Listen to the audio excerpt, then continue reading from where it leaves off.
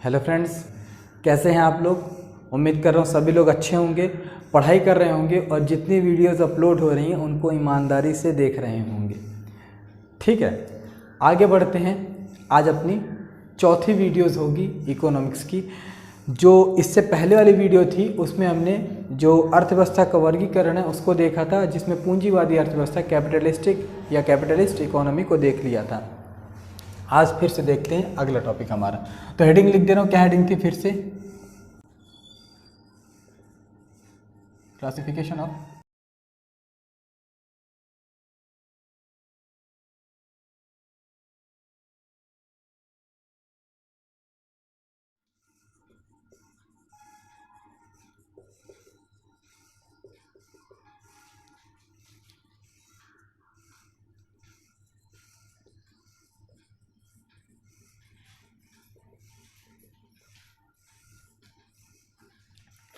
ठीक है।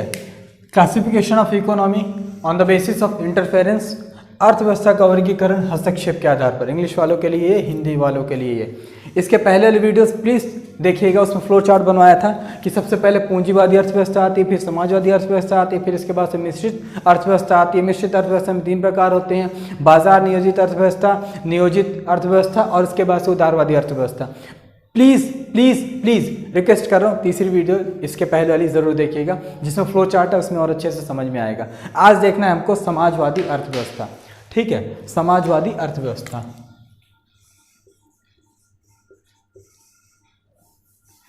इसके अलग अलग नाम है। पहला है इसका राज्यवादी,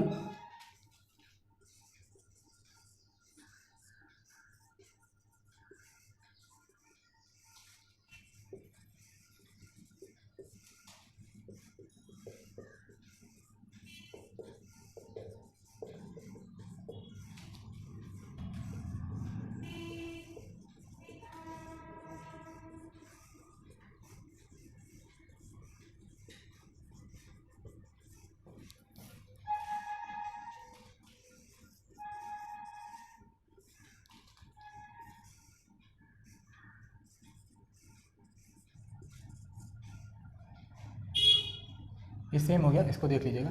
ठीक है,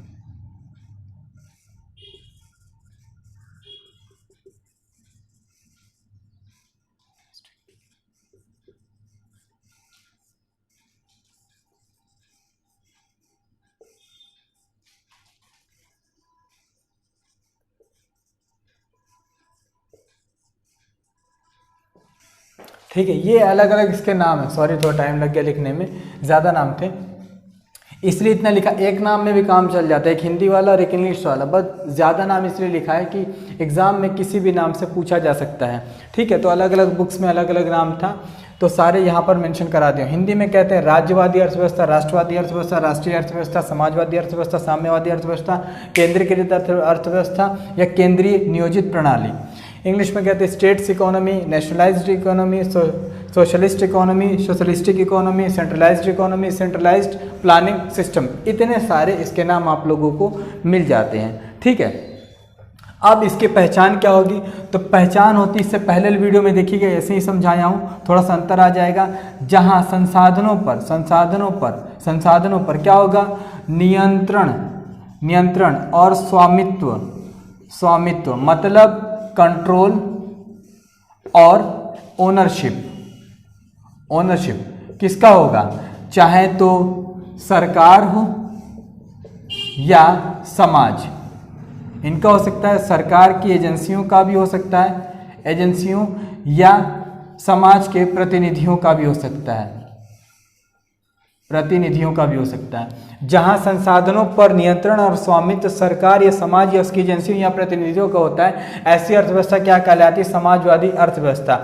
ये अर्थव्यवस्था का कंसेप्ट दिया किसने था? तो इस अर्थव्यवस्था का कंसेप्ट दिया था कार्ल मार्क्स ने दिया था। और ये अर्थव्यवस्था देखने को कहाँ मिलती है?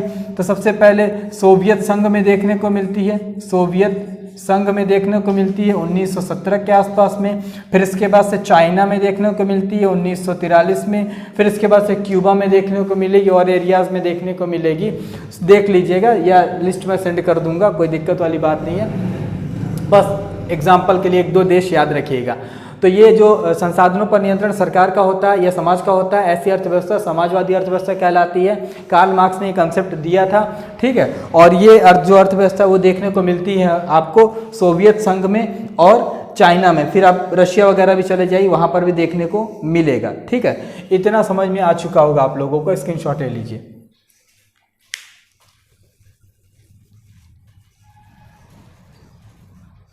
तो अब इसकी विशेषताएं क्या हो सकती हैं?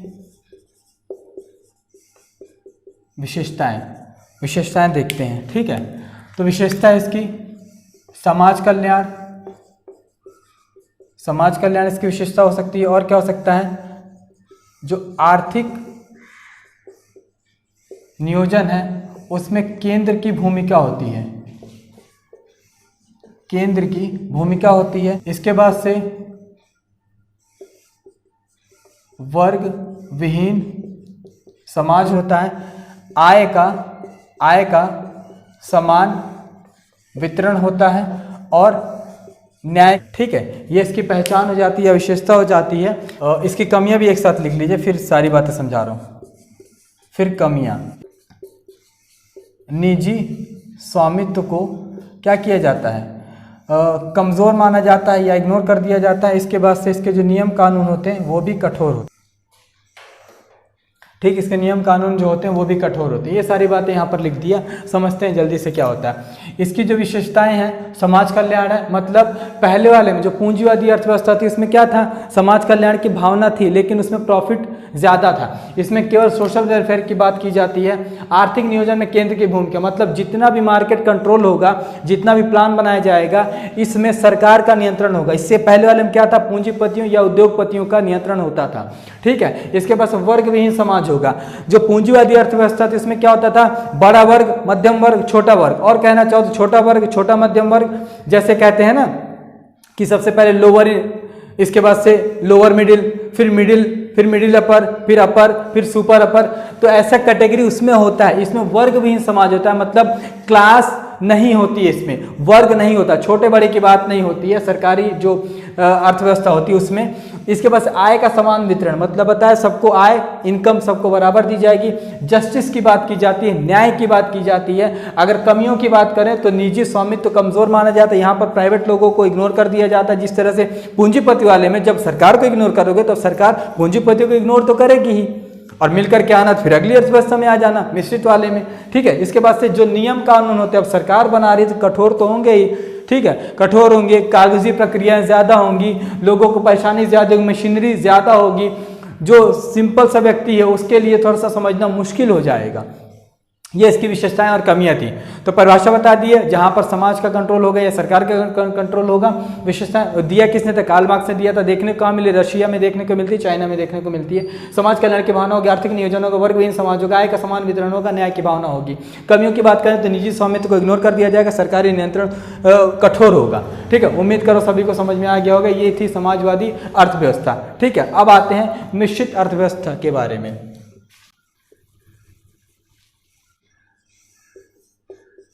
मिश्रित या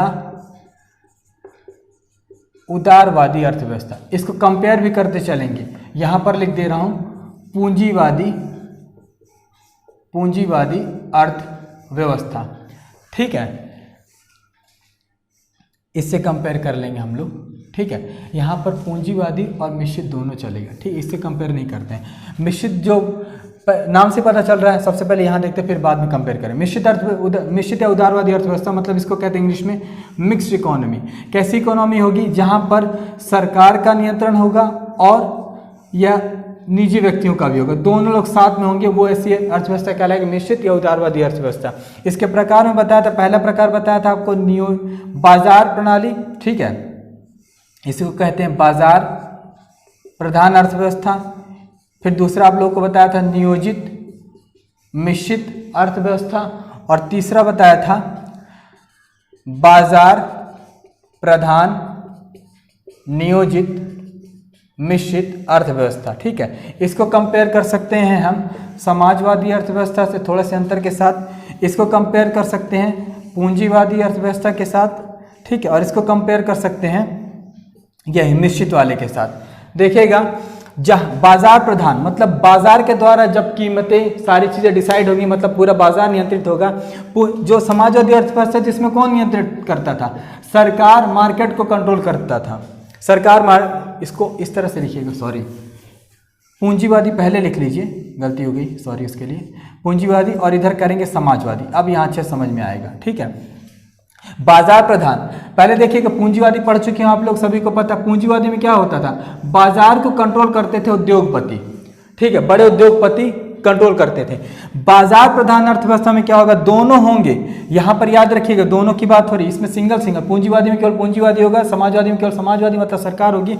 इसमें सब में दोनों है, दोनों सरकार और निजी है। तो यहां पर सरकार और निजी व्यक्तियों में कौन बड़ा हो जाएगा? निजी व्यक्ति यहाँ पर बड़ा हो जाएगा, ठीक है। जब निजी व्यक्ति बड़ा होगा, लेकिन निजी व्यक्ति कंट्रोल नहीं करेगा। यहाँ पर जो उद्योगपति या निजी व्यक्ति था वो मार्केट को कंट्रोल कर रहा था, यहाँ पर मार्केट निजी व्यक्ति को कंट्रोल करने की कोशिश करेगा। मतलब मार्केट कैसे कंट्रोल होगा? मांग और पूर्ति के आधार पर, डिमांड और सप्लाई के आधार पर। डिमांड जितनी होगी सप्लाई उतनी, मार्केट अपने आप को कंट्रोल करेगा। यहाँ पर होंगे दोनों, लेकिन यहां पर मार्केट कंट्रोल करेगा। मार्केट के आधार पर नियम कानून बनेंगे, यहां उद्योगपति के आधार पर नियम कानून बनते थे। दूसरा देखते हैं नियोजित मिश्रित अर्थव्यवस्था।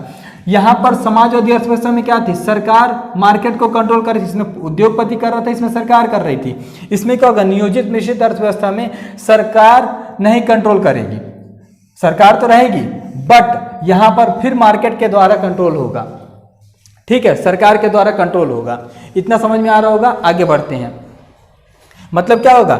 यहां पर भी दोनों होंगे, याद रखिएगा जो बताया हूं मैं तीनों कैटेगरी, इसमें दोनों होंगे, सरकार और निजी व्यक्ति के दोनों होंगे। लेकिन यहां पर सरकार क्या होगा? यहां पर सरकार थी जो वो कम कैरेक्टर अपना प्ले कर रही थी, आंशिक रूप से थी। यहां पर नियोजन में जो होगा, प्लानिंग में सरकार की भूमिका ज्यादा होगी। यहां जब मांग और पूर्ति के आधार पर डिसाइड करना होगा तो निजी व्यक्ति डिसाइड करेगा, यहां मांग और पूर्ति डिसाइड करेगी, लेकिन सरकार होगी। इसमें क्या होगा? दोनों होंगे, प्राइवेट और गवर्नमेंट दोनों सेक्टर्स होंगे। और ये जो प्रणाली है धीरे धीरे क्या होती है? इस मॉडल में बदल जाती है, PPP, ट्रिपल P मतलब पब्लिक प्राइवेट पार्टनरशिप, ठीक है, इसमें बदल जाती है, मतलब बाजार की तरफ चली जाती है। इतना डिटेल नहीं पूछता है इसके बारे में, इसीलिए इस तरह समझाया। हैंड राइटिंग पर मत जाएगा प्लीज, समझने पर ध्यान दीजिएगा। ये कोशिश करेगा समझ जाए, आदत पड़ जाएगी मेरी आप लोगों को, उम्मीद कर रहा हूं, ठीक है। तो समझ में आया होगा। मिश्रित उदारवादी अर्थव्यवस्था जहां पर दोनों होंगे, ठीक है, दोनों होंगे, लेकिन मांग और पूर्ति के आधार पर निजी व्यक्ति मार्केट को कंट्रोल करेगा, मांग और पूर्ति के आधार पर इसमें सरकार कंट्रोल करेगी, और इस मांग और पूर्ति के आधार पर दोनों मिलजुल करके काम करेंगे, ठीक है। यहां पर क्या होगा? प्रॉफिट के साथ साथ लोक कल्याण की भावना होगी। मतलब क्या बताए? मिश्रित अर्थव्यवस्था है क्यों? जो पूंजीवादी अर्थव्यवस्था थी, देखिएगा, पूंजीवादी अर्थव्यवस्था और समाजवादी अर्थव्यवस्था। पूंजीवादी अर्थव्यवस्था की पॉजिटिव बात क्या थी और नेगेटिव बात क्या थी? समाजवादी अर्थव्यवस्था की पॉजिटिव बात क्या थी और नेगेटिव बात क्या थी? तो पॉजिटिव जो पूंजीवादी अर्थव्यवस्था थी उसकी पॉजिटिव बात थी कि ये प्रॉफिट की बात करता था, लेकिन नेगेटिव बात क्या थी? सोशल वेलफेयर को इग्नोर कर देता था। इसमें क्या था? समाजवादी में सोशल वेलफेयर को बड़ा रखा जाता था, लेकिन प्रॉफिट को कम कर दिया जाता था। इन दोनों की जो अच्छाइयां थी उसको शामिल कर लिया गया, और इन दोनों की कमियां थी उनको दूर करके क्या लाएगा? मिक्स्ड इकोनॉमी, ठीक है। मतलब पूंजीवादी की जो कमी थी उसको देख करके और समाजवादी की जो कमी थी उसको दोनों को जोड़ करके नई अर्थव्यवस्था बना दी गई, जिसको कहते हैं मिश्रित अर्थव्यवस्था। उम्मीद करो सभी को समझ में आया होगा। पढ़ते रहिएगा, ध्यान दीजिएगा। मिलते हैं आपके अगली वीडियो में। बाय, टेक केयर, खुश रहिए, पढ़ाई करते रहिए।